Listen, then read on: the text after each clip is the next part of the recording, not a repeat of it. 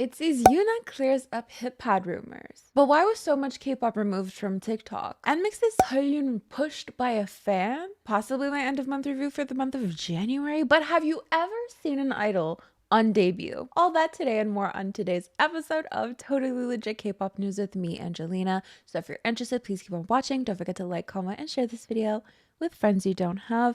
As always, resources linked below and everything we talk about today, which might be a big video because I wanted to do my end of month review, but I didn't really plan it out very well. It's already February 2nd. I don't really know what to do. Do I wait till like Sunday, but I wasn't really planning on doing it at all? Do I just add it to these videos at the end of the month? Am I going to break 17,000 people's hearts? But let's get into the totally legit K-pop news for today. There has been this huge fixation on Itzy Yuna's hips, the shape of her hips, the fluctuation of her hip size, the potential that she may have gotten surgery, the potential that she's wearing hip pads. For context, hip pads essentially add a more hourglass figure to somebody's shape. Her hips are constantly in the news. Girly has been consistently part of this conversation, despite the fact that wearing hip pads and getting surgery is really common. Mind you, BBLs in K-pop is not super common. In my opinion, maybe we could ask Gloria Hill about it. Irregardless, hip pads are pretty common in K-pop, which, to be clear, is a perfectly fine decision to make. I'm not going to sit here and judge. People are going to say idols should disclose the surgeries they've had. Idols should disclose if they're wearing things that accentuate certain things. There's like, do you really think they're gonna say anything? Do you really think they're going to sit there and tell you everything you want to know? Are you not a K-pop star? You should know better. But anyways, I get the idea for sure, because on one hand, it is good to be made aware of these things so you don't compare yourself to something that isn't naturally attained. But I just don't think you're gonna get what you want out of this. Digressing, we see idols potentially wearing hip pads quite often, with eagle-eyed fans posting before and after pictures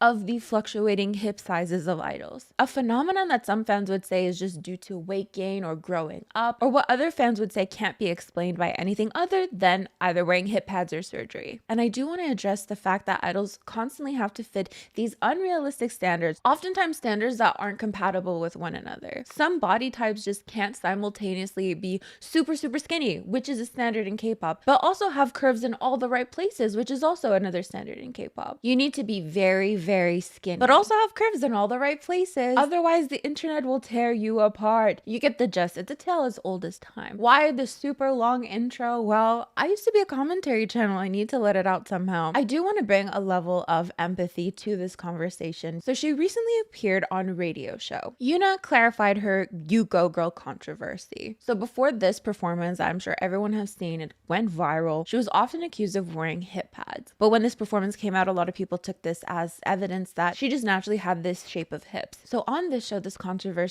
is brought up. Itzy Yuna under controversy for using hip pads. Hip pads are a must for Itzy Yuna's golden proportions. She then addresses this. There was a lot of talks about it, and they straight up ask her, "Are you using hip pads?" To which she responds, "You can just go watch my You Go Girl video." Let's end it all with one video. You're dealing with this very maturely. Now, as far as I know, the whole show hasn't been released and this was a preview of the show. But of course, this is sparking a lot of conversation. There was a pre-release video of her appearance at Radio Star today, and she said, "Everyone go watch my You Go Girl stage once." She was so polite and it was seriously refreshing to hear. I wonder if the kids claiming that she had hip pads will be quiet now. But what's ridiculous about the controversy is that she already had that body. So of course there's a bunch of pictures just showing off her body. Now on one hand, there are some people who think it was really out of line to bring that up to her in the first place, as we'll see in some comments. Others think that this is the perfect clarification to finally put the hip pad issue to rest, while others think she is lying about it. There's no denying the fact that she has a killer figure. I don't know why they have to show idols hate comments on these shows, but then I never liked Radio Star since they made Guhara cry. She definitely did wear them in the past though. Not hating, just saying there was a time she wore ridiculous ones. I don't personally think her hips are natural, but honestly it's not that deep. Idols get worked on all the time. She probably did cool sculpting or a similar procedure. That ain't a crime, but she could be honest about it and not talk about it as if it's a natural change.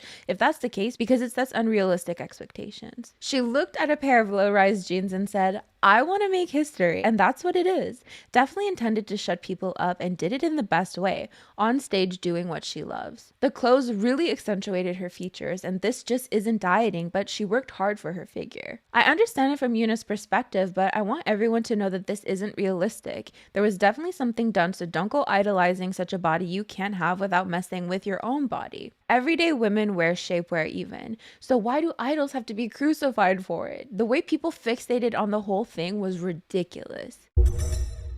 As for me, I really do hope that this was a conversation beforehand. Like, I hope Radio Star had a conversation with their company and they like predetermined that this would be part of the conversation. Do you know what I mean? Usually in interviews with idols or just with celebrities in general, you have a list of things you can and cannot talk about. So I really hope that this was discussed beforehand, because if you just spring this out of nowhere to her, I feel like that's wrong on so many levels. Like, one of the comments said, you know, they made Guhara cry. I haven't looked into that, but second gen was a hellscape when it came to interviewing idols. I do remember specifically, they really pit Kara against Girls' Generation, being like, whose waists are smaller? Let's measure these idols' entire bodies on these shows. So I'm just gonna take their word for it. But again, I really do hope that this was discussed beforehand, because otherwise, what do you expect someone to answer to this? Because as we're seeing, there are still some people who think she's lying. There are some people who think this is great. This is a really great way to shut down those rumors. But no matter what she would have said, it would have gotten backlash. She says that these are her hips. People think she's lying. She says she got a BBL. That's horrible that you're promoting that to a young audience. She says she wore hip pads. I mean, I could picture in that instance people being like, wow, that's so brave. But 1000% you'd have people saying she was deceitful. I just think there's really no winning in this situation. That's why I really do hope that this was discussed beforehand, because if they just sprang that on her and she wasn't prepared and she had no idea about it, when for K-pop, usually the idols are prepared for these types of things. Like beforehand, like I said in interviews, there's usually things you can and cannot talk about. I don't know, can you just imagine, like, do you ever see just like clips of Britney Spears interviews from the 90s or early 2000s, whatever, and they just ask the most unhinged questions and you're like, that's just unacceptable. But I digress. That is the story as of now. But of course, let me know your thoughts on the situation in the comments below. Are you wondering why a lot of your favorite K-pop songs are just gone off of TikTok? Well, surprisingly, it wasn't SBS that issued everyone copyright claims, though that wouldn't have shocked me personally. Actually, it's UMG, which stands, of course, for Universal Music Group, who seemingly made the decision to remove their songs off of TikTok. This was warned to us beforehand, but it's officially been done now. So let's see who was affected in terms of K-pop. Why many well-loved K-pop songs could soon vanish from TikTok. It's happened, Korea boo. We're in the future now. Many K-pop acts either have direct deals with UMG labels or distribution deals with UMG via distributors like Virgin Music for certain territories like the US or outside Korea/Asia. The company's artists affected by UMG/TikTok licensing issue would likely include HYBE, all labels including Big Hit, Pledis, Adore, Source, Belift, KOZ, HYBE, Japan. I've heard a lot of New Jeans, however, so I don't think they're affected. Cube Entertainment, likely not affecting G-Idol's 88 Rising releases like Heat. JYP Entertainment, I've heard a lot of JYP as well. Possibly SM Entertainment artists like Taeyeon, Red Velvet, NCT, not aespa or Rise releases since their respective signings with Warner or Sony. Blackpink and solo releases, Taeyang, Dean, Tunsomi, Brian Chase, Tribe, Say, P1 Harmony, plus some acts may also have UMG for certain releases like their Japanese material. Fingers crossed they're back up, or plans for their artists just in case the deal isn't reached. Again, this was back in January, a couple days ago, but people are already noticing a lot of their favorite songs gone. A lot of NCT songs I've seen gone, hence why everyone are making sticker covers, which actually sound really good. I'm actually digging the sticker covers, I'm not gonna lie. But this isn't something to laugh about, okay? You might be wondering why UMG has chosen to do this.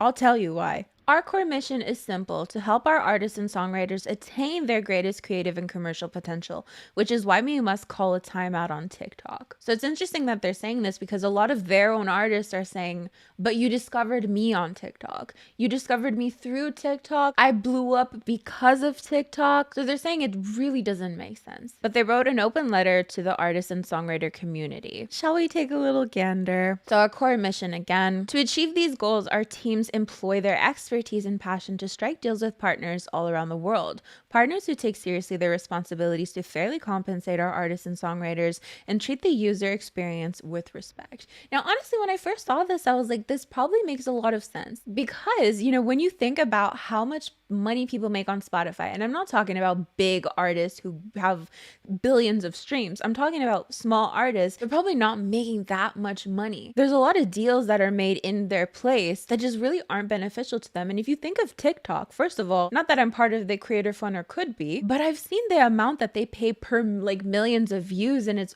really, really low. So can you imagine you're paying the people making the videos really, really low? I can imagine you're not paying the artists super well either, but you know, it's all speculation. One of those partners is TikTok, an increasingly influential platform with powerful technology and a massive worldwide user base. As with many other platforms with whom we partner, TikTok's success as one of the world's largest platforms has been built in large part on the music created by our artists and songwriters. Its senior executives proudly state publicly that music is at the heart of the TikTok experience, and our analysis confirms that the majority of content on TikTok contains music more than any other major social platform. But I definitely do think about that a lot because on YouTube, if you create a YouTube video, you use someone else's song, they claim that so quick. You can't even make a reaction video and profit off of it. And if you can, tell me your secrets. But if they don't want you to use their content, they will not let you use their content. But this affects a lot of small creators as well, which we'll get into later. The terms of our relationship with TikTok are set by contract, which expires January 31st, 2024. In our contract renewal discussions, we have been pressing them on 3 critical issues: appropriate compensation for our artists and songwriters, protecting artists from the harmful effects of AI, and online safety for TikTok users. So I'm going to link the letter down below if you'd like to read the whole entire thing, but those are their 3 major things.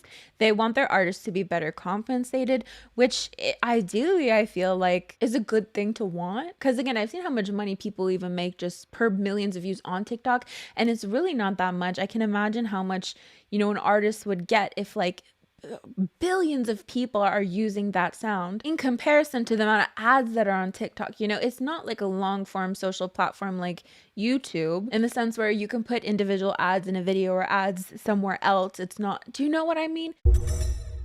But despite all this, people are really not buying it. I actually found a couple of TikToks that talk about this, so let's watch them. I'm all for artists getting paid more money and being protected from AI, but let's be real here. Let's be real. UMG is not doing this for artists. They're doing this for their own bottom line.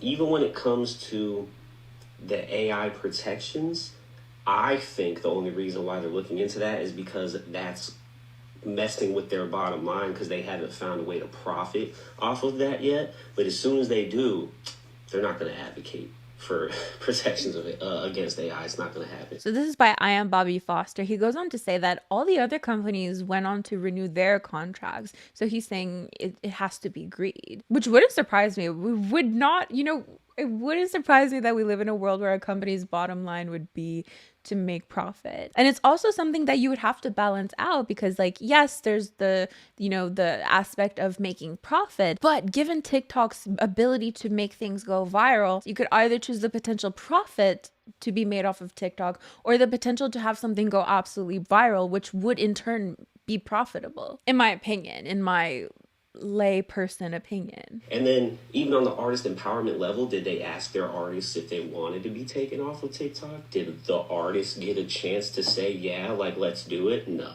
It was a unilateral decision, and they're framing it in a way of it seeming like they're caring about the artists, but no, they just want more money. Are they going to change internally how much money they give their artists? So I actually follow Peach PRC. I love her so much.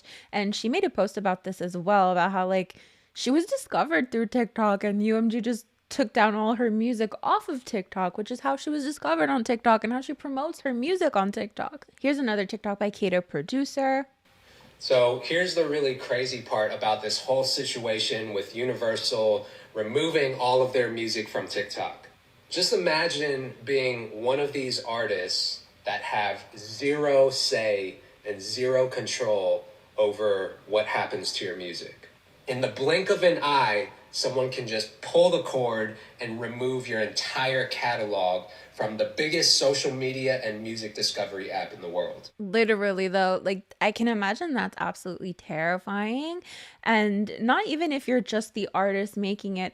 As we're seeing, there are so many people who do dance covers. There are so many people who just use sounds and their entire catalog, their whole I was gonna say discography, but do you know what I mean? Like everything they've worked for all this time is just almost all gone.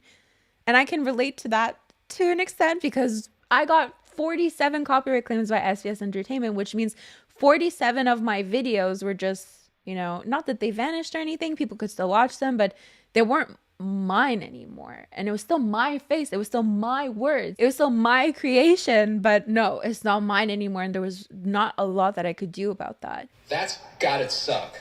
I mean, let's just remove the big artists from the equation, right? Drake, Taylor Swift, The Weeknd. I'm sure they're doing just fine regardless. But keep in mind, there's also a lot of smaller, unknown artists that heavily rely on TikTok in order for their music to be discovered. Even if you're an artist that just has your music distributed by UMG, maybe you're signed to a smaller label that's under Universal and they just distribute your music, you're included in one of these artists that just got your music pulled off the app overnight. To not make anything at all. Like, we're pulling everything. We're not going to make anything at all. And even take away the virality, the potential virality of these songs to advocate for a better price. Maybe they're hoping TikTok will cave. Because as someone coming from YouTube, like, you just can't use any, well, you can, of course, you can use other people's work, but you can't profit off of it for sure. What are K-pop idols going to do? Like, the whole basis of any idol having TikTok is just to do dance challenges. What are they going to do? People are also, I mean, this is like maybe one of the lesser things to on the worry scale, but they're like, how are they going to interact anymore? Like, we just got interactions back. So this last TikTok is just here to cheer us up. Oh no! POV editors, after all the good music gets banned. I'm probably gonna add my own non-copyrighted music over this, but you get the gist of it. Oh shit, is that an SBS stage? Never mind, I don't think it is.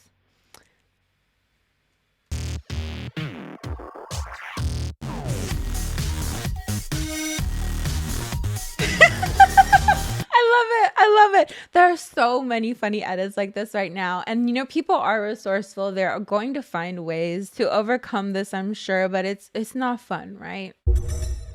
So here's my unsolicited advice. If you're a creator, so you're not an artist, you're a creator. And this is just from personal experience of having videos demonetized, of having videos copyright claimed. It's the same thing. Of having my whole channel demonetized, my income taken away for reused content, despite spending hours and hours editing my own thoughts, my own face in the video, everything.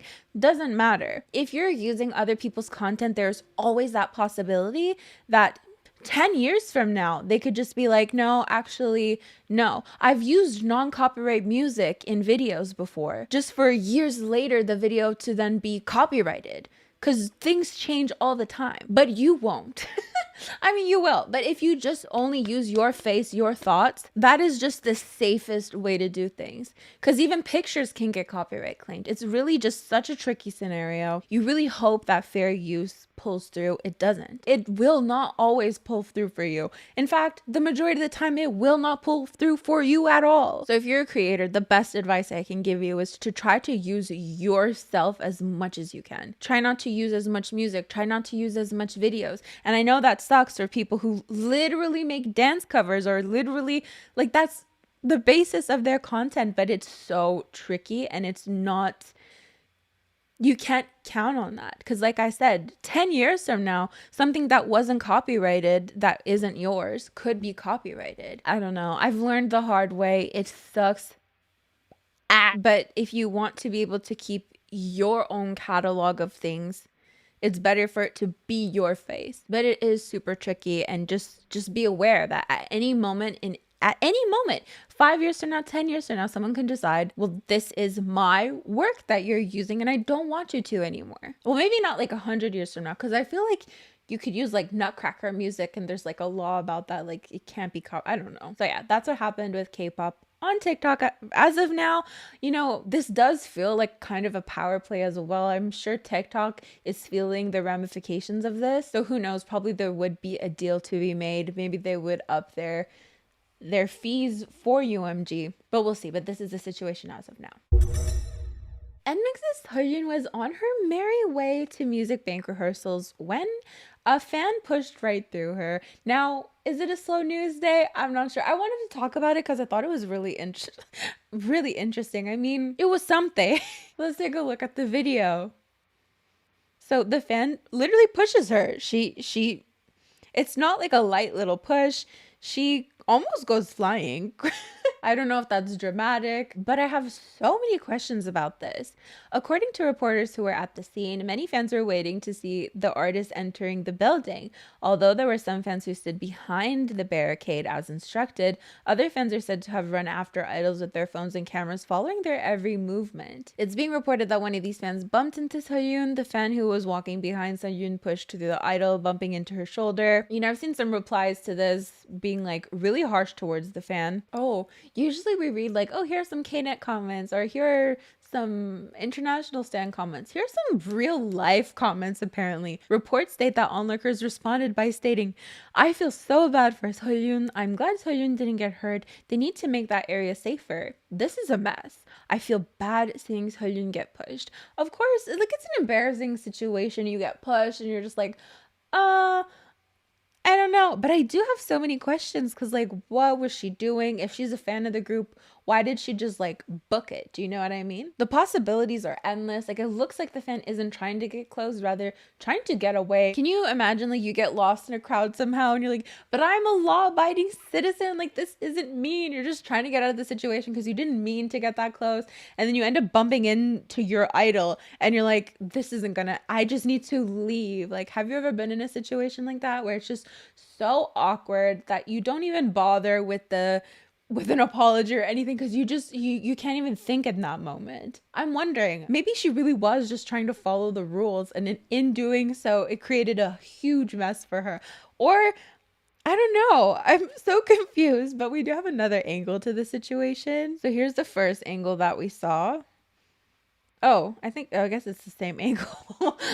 I thought it was, no, it's the longer, no, that's the other angle. So she gets pushed, but she ends up like running away. Like we see her running away. So I'm really curious. As always, let me know what you think. Surely if you're consuming K-pop on TikTok, you've heard of Beomhan, right? A former FM entertainment trainee who, since parting ways with his company, has made his solo debut. Now, the whole situation is either sad or funny depending on how you look at it, but here's a snippet of his debut song. This track is called Me, Myself, and I, and it really got trashed, okay? To the point that he posted the following on Instagram. Hello, it's Beomhan here. I would like to apologize for debuting with hot trash. I would like to unannounce my debut. Thank you for supporting me. See you again soon. With the caption, see you soon with the rap album. I love you all so much. Thank you for the laughs.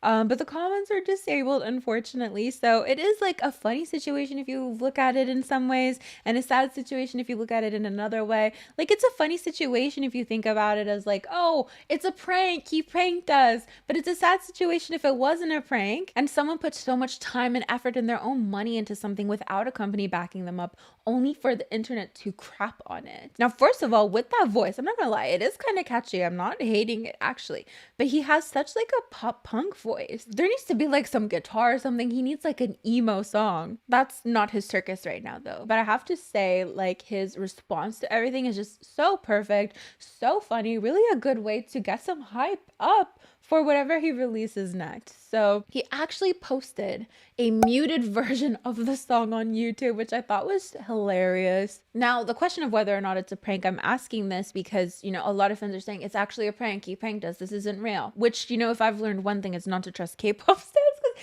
they'll say anything. Fans will literally make up anything for their idols. Like, it could be just like from something that was like a little bit true and then it turns into something else. Which, you know, I don't know whether or not it's a prank. Can you imagine it's not a prank and like he puts so much time and effort into this and then everyone's like, oh, funny prank. Oh my God, that would be so heartbreaking. But at the same time, I think the situation does end up working out because it is so funny. He plays with it so well. But of course, let me know what you think in the comments below.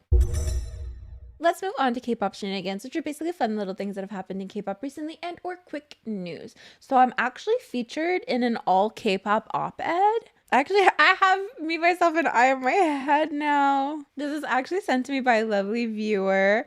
So it's a op-ed, nepotism and fairness in K-pop. So you scroll, scroll, scroll. That's my short. Ooh. And it made me have like kind of an existential crisis because I'm like, I'm not showing my face in this, but I show my face in everything else because I want to own my stuff. But this is like, I'm like, is this preventing me from being featured in op-eds? Like, should I just not show my face anymore and that I could be featured in op-eds? Because if I was showing my face, do you think they would have featured me in this op-ed? I digress. We also have a bit of an update of the whole Mobius versus Belift Lab situation. If we remember correctly, this artist came forward to say that in Hypen's I keep wanting to say Good Morning America because it's like GDA, but it's Golden Disc Awards. But it would be GMA.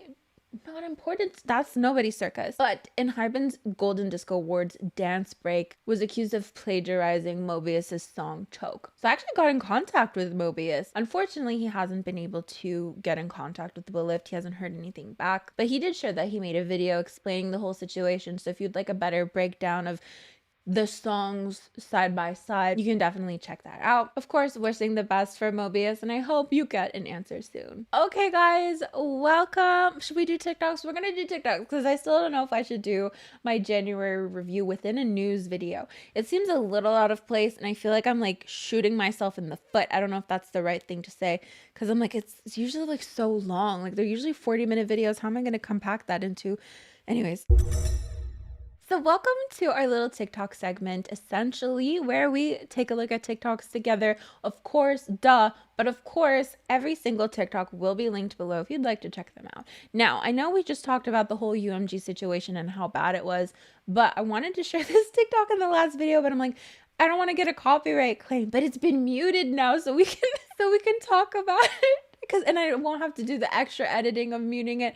It was a whole thing. But anyways, it's basically Lisa's performance at Le Gala des Pièces Jaunes with DJ Snake. And I just thought it was so funny, okay? Because, you know, we have all these links. We have the beautiful Lisa.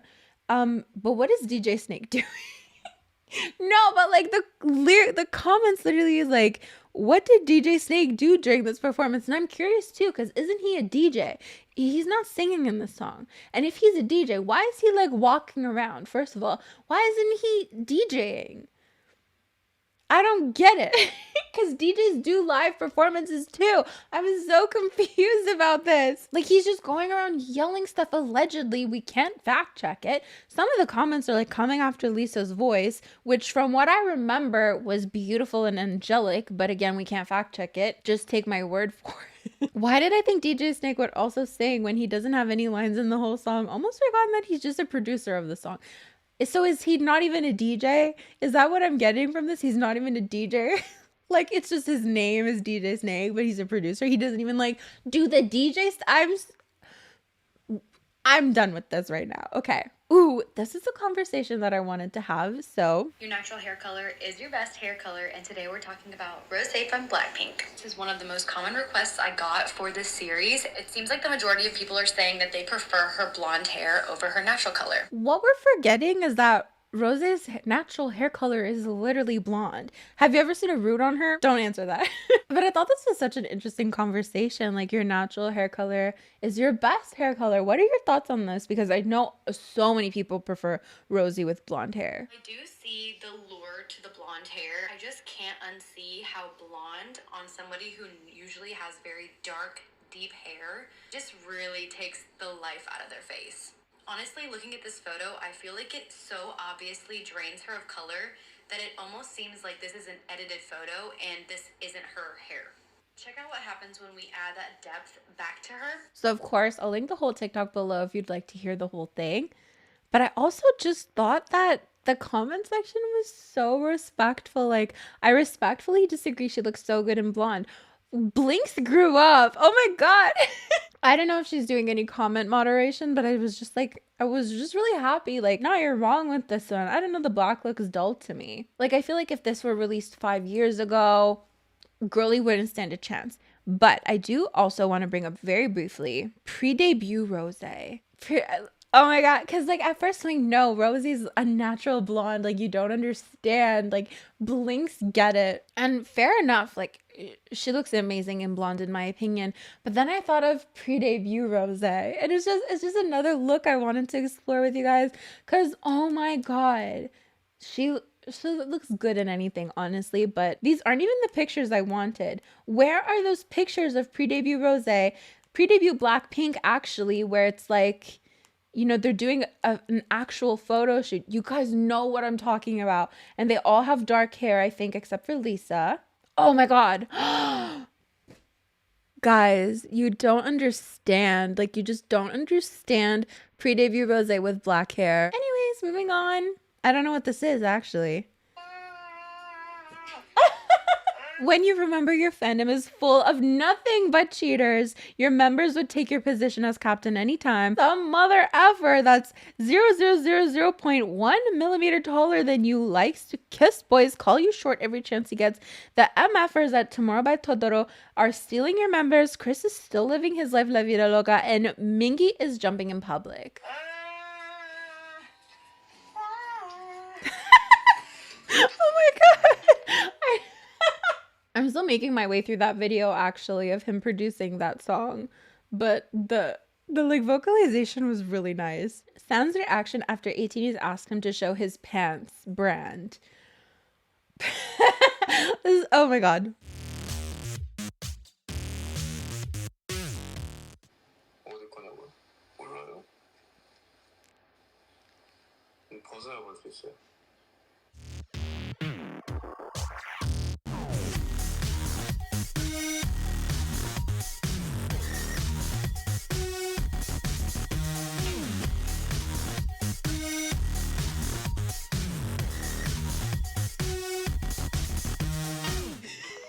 He's just like, I like walked straight into that one. There's nothing else to say. But some of you need help. A lot of you need help. Why is the search on this AT's deck? No, she found AT's. I love this sound. It's just so funny. Like the pop at the end is everything. I'm taking Bebop to the K-pop store today. I'm so happy. I love K-pop. Surprise photo card machine. This is 80s. This is 80s. Oh my god, I need to use that sound on like my 80s blanket or something. The first comment though, why are y'all so upset that she's standing K-pop groups? She can stick to Stray Kids. I don't know why that's so funny to me. She can stick to Stray Kids. I'm not trying to start a fan war. Idol that always looks scared. Why is this so accurate though? You know an idol came to your head when you saw this, right? You know. Okay, first of all, he looks really handsome in this first shot, but like the caption of it was like, since TikTok muted half of my edits, I'm gonna add my own song as well just in case, but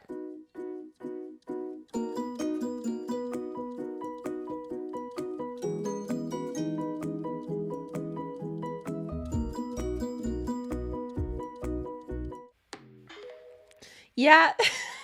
But you see what I mean? People are so resourceful. Have you guys seen Fake Twice? The new Twice?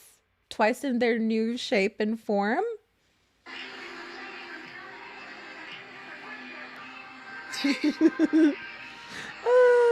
You know, you walk into work one day and they're like, I'm gonna need you to just stand there with a card. Since UMG removed the best NTC 127 song from TikTok, here's my version of it. This is what I was talking about earlier in the video.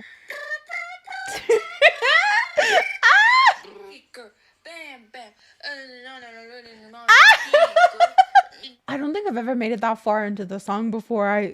It could be a different song. I couldn't tell you. No, but everybody's gonna become a producer now because the amount of like covers I'm starting to see is astronomical. My Roman Empire is how Turbulence has a dance, but the teasers are always crying during it. You know, oh, I hate I've talked about this before. Like K-pop when they put choreographies to songs that clearly don't need them. Who's out here doing, I've never seen a Turbulence dance cover. Like, is there even a reason? Just let them vibe.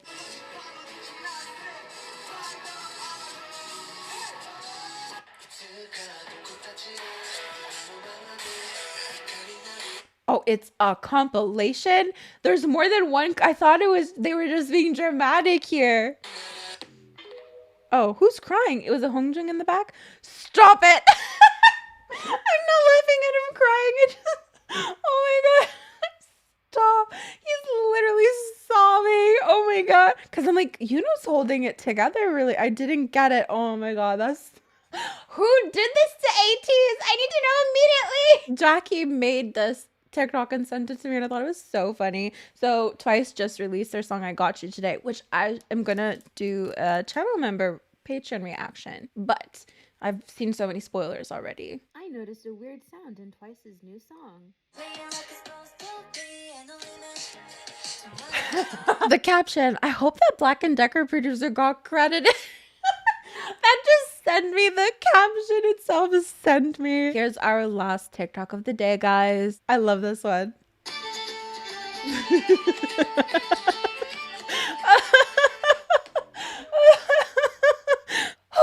So that is basically it for today's video. Should we do the January review? Do you think we have time? I have all the time. I have all the time in the world, but do I want to do this right now? Maybe for Monday's video, maybe I'll do it during the weekend. I'm not sure. I hope you forgive me because it's like another 4 pages of notes. I don't know if I can get through that right now. Maybe I'll come back later and actually film it and just add it to the video. The possibilities are endless, but thank you so much for joining me on today's video. I was feeling really pumped up today. I don't know. Don't forget to like, comment, and share this video with friends you don't have. These are the lovely individuals who help support my channel on a monthly basis, changing the tiers around. So the second gen tier is going, no, the third gen tier is going to get videos. I'm just not really sure that I can offer early viewings of videos anymore since I usually do it all in one day. So I'm going to be changing those tiers. But thank you so much for joining me. I think I already said that. Bye!